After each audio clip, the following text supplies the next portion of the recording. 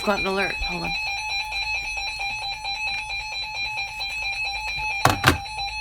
The National Weather Service in Peachtree City has issued a severe thunderstorm warning for Fayette County in north-central Georgia, south-central Fulton County in north-central Georgia, western Clayton County in north-central Georgia, until 4:15 p.m. Eastern Daylight Time.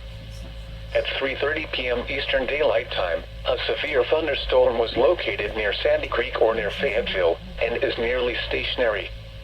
Hazard, 60 miles per hour wind gusts and nickel-size hail. Source, radar indicated. Impact, expects damage to roofs, siding, and trees.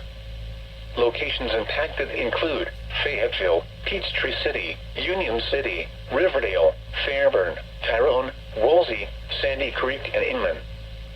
For your protection, move to an interior room on the lowest floor of a building. If you see wind damage, hail, or flooding, wait until the storm has passed, and then call the National Weather Service toll-free at 1-866-763-4466 or tweet us your report at NWS Atlanta.